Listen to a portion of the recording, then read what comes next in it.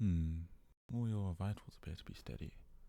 No issues with oxygen and BP. No troubling signs on your MRI or brain scans either. Well, how do you feel?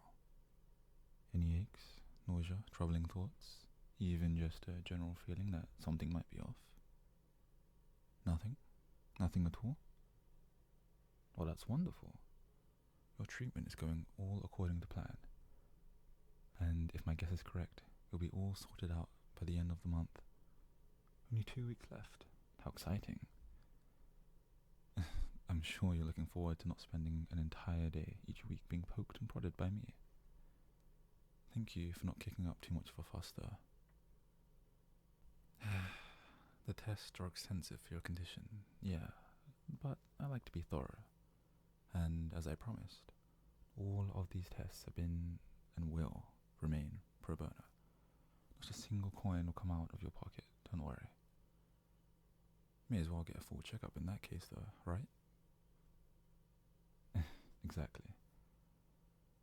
Now, all the tests are finished, so all I need to do is give you your prescription, and you can get your cute little butt down to the pharmacy, and I can stop taking up more of your day. Unless you'd like to stay for a little chat. Oh, a date, you say? Nothing, just hoping they're a good fit for you, is all. You should introduce me to them if everything goes well. Maybe bring them along to your next appointment. Yeah, it was a joke. Of course it was. Right, your prescription. Sorry, I've been stuck in my office basically the entire day.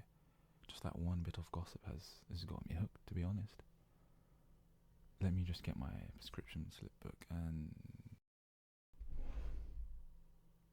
Hold on. Huh? I always keep it in this drawer. Can you see it anywhere? Did I hand it to you at any point for some reason? Where on earth could I... Oh, wait. That's right. I accidentally took it into my break room earlier. I must have just left it there. I'm so sorry, but do you mind waiting a moment while I go and grab it? The break room isn't too far from here, so I shouldn't be more than a few minutes. That's true. You don't have much of a choice now, do you? Well, anyway, I'll be back shortly.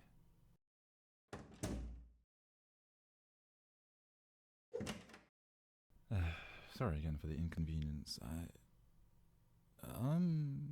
Why are you going through my drawer? You're being awfully nosy. You saw your name on one of those papers. It must have been one of your old medical records then.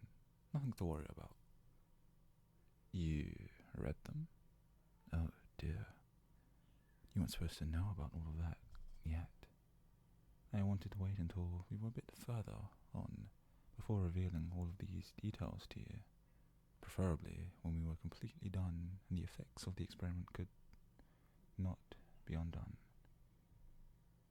I suppose there's no point in dancing around the subject now that you found the papers there.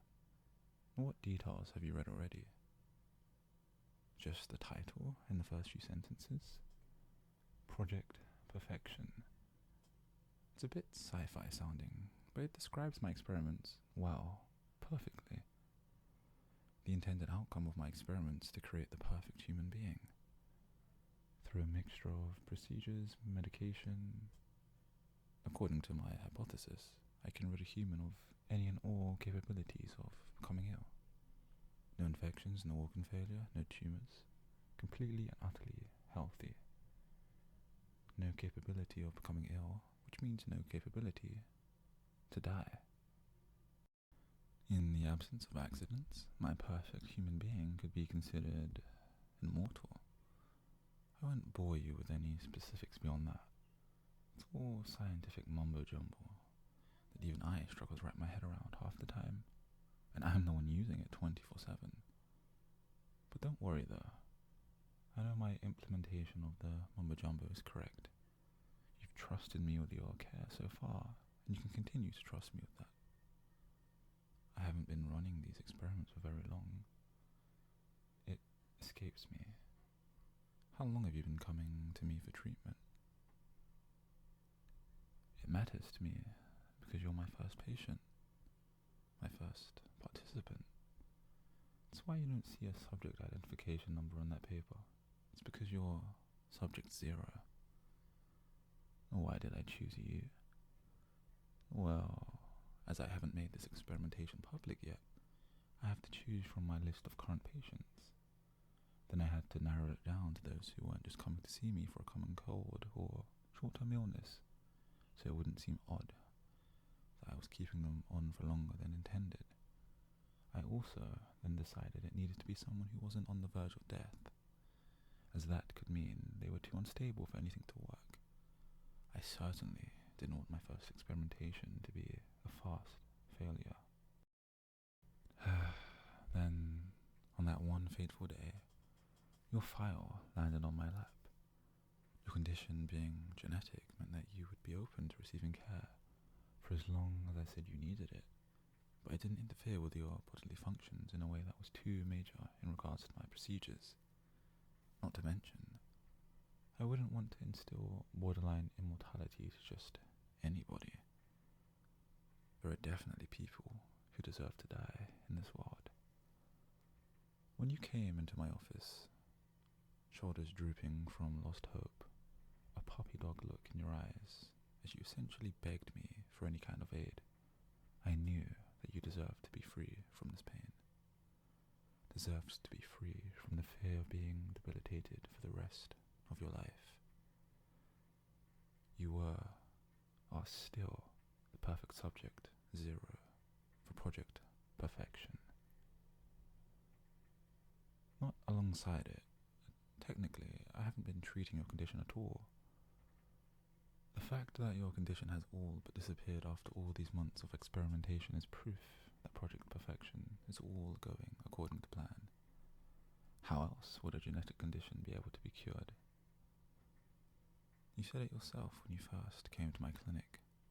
Your family has all suffered from chronic pain all their lives because of it. You didn't think it was slightly odd, that all of a sudden, without any celebration or promotion, there was finally a cure. It's alright, I'm sorry. I sound like I'm shaming you. Few patients I've encountered wouldn't jump at the chance to finally be rid of constant pain. And I use that knowledge to take advantage of you. Not that I regret it. What part of there is to regret?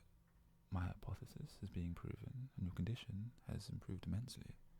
It's on track to be completely gone. No, I counted deceiving you in the same vein as taking advantage of you. I do not regret it.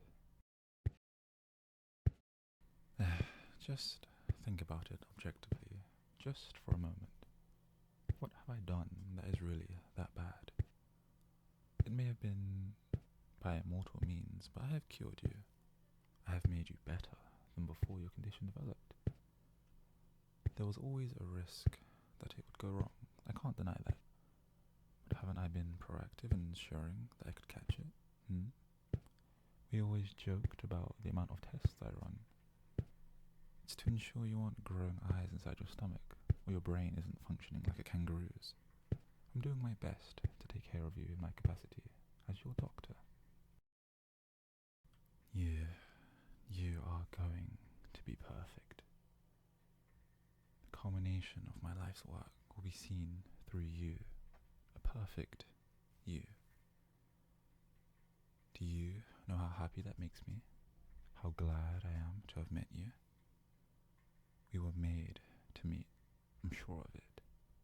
You, the perfect candidate. Me, the doctor, who will defy laws to rid you of your pain. Thinking about it objectively, you understand, don't you? I suppose it's not something you can easily accept. Please, hold still. Shh, don't panic.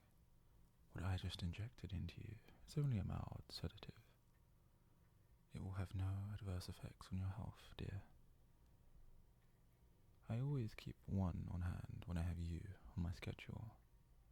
It's a preemptive measure in case in case something like this ever happened. Sorry, you won't be able to attend your date tonight.